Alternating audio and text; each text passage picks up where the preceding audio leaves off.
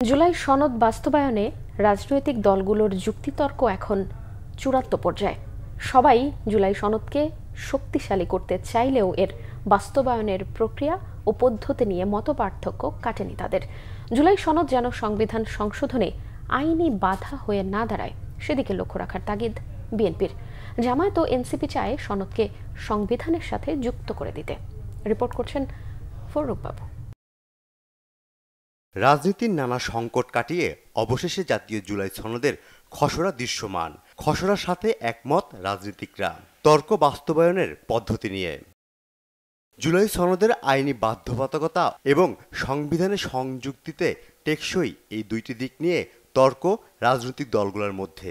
রবিবার foreign service একাডেমিতে এ নিয়ে রাজনৈতিক দলগুলোর সাথে জাতীয় ঐকমত্য কমিশনের তৃতীয় ধাপের সংলাপে দ্বিতীয় দিনের বৈঠক শেষে নিজেদের মতামত জানায় রাজনৈতিক দলগুলো।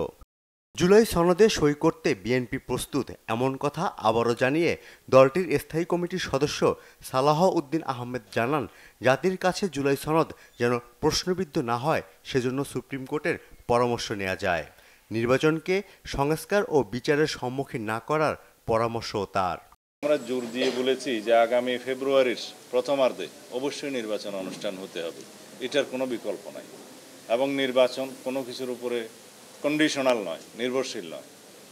সংস্কার এবং বিচার, নির্বাচন এটা পরস্পর একটা মিউচুয়ালি ইন্টারডিপেন্ডেন্ট কোনো বিষয় নয়।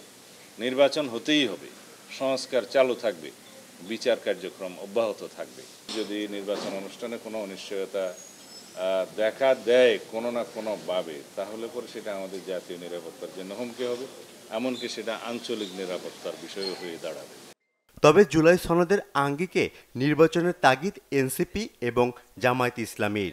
এনসিপি সদস্য সচিব আক্তার হোসেন বলেন, জুলাই সনদকে টেকসই করতে সংবিধান সংস্কারের সাথে যুক্ত করতে হবে। জামায়াতে ইসলামী চায় জুলাই সনদের আইন ভিত্তি দিয়েই ফেব্রুয়ারিতে নির্বাচন। বাংলাদেশকে মেনে নিয়েই কিন্তু সবাই রাজনীতি করছে, আমরাও তাই। সুতরাং এখানে পিছনের কথা আর টানার কোনো সুযোগ নাই। ওটা না মানলে বাংলাদেশকে তো অস্বীকার হয়ে যাবে। সুতরাং নির্বাচনের প্রশ্ন আসবে কীভাবে?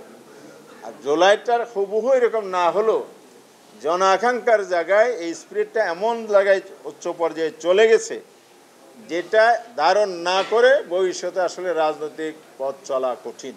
শহীদদের ত্যাগের কথা স্মরণে রেখে এবং নতুন বাংলাদেশ গঠনের প্রত্যয়ে রাজনৈতিক দলগুলো যেন টেকসইভাবে সংবিধানের সাথে সম্পর্কিত বিষয়গুলোকে বাস্তবায়নের বিষয়ে একমত আমরা হতে পারি, সে আশাবাদ আমরা রাখতে চাই।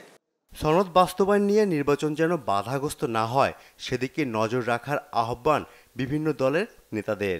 ভবিষ্যতে এটা উচ্চ আদালতে যাতে এটা চ্যালেঞ্জ না হয়, যাতে পুরো এটাকে এমনভাবে করতে আমরা চাই যাতে পরে উচ্চ আদালত অথবা নাগরিকদের কোনো তাদের কোনো অভিযোগের কারণে কোনো রিট পিটিশনের কারণের জন্য যাতে আবার উল্টে না যায়। ইতিমধ্যেই বেশ কয়েকটি বৈঠকের অনানুষ্ঠানিক বৈঠকের সিদ্ধান্ত হয়েছে, নিশ্চয়ই আলাপ আলোচনা হবে। একটা জাতীয় আকাঙ্ক্ষা এবং ম্যান্ডেট আমাদেরকে গণ অভ্যুত্থান দিয়েছে, সেটা মোতাবেক এই সনদটা আমরা বাস্তবায়ন করতে পারবো।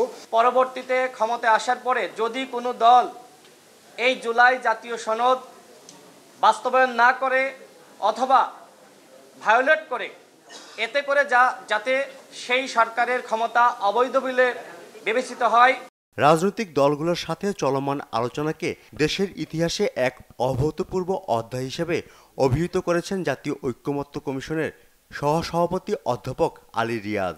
রাজনৈতিক দলগুলোর মধ্যে যে সহযোগিতার ধারা তৈরি হয়েছিল অতীতে, তা সামনের মাসগুলোতে অব্যাহত থেকে অক্ষুণ্ণ রেখে আমরা অবশ্যই এর একটি চূড়ান্ত পরিণতিতে উপনীত হতে পারব। টেকসই জুলাই সনদ বাস্তবায়নে আগামী বুধবার ঐকমত্য কমিশনের সাথে আবারও বসবে রাজনৈতিক দলগুলো। ফররুখ বাবু, বাংলা ভিশন, ঢাকা।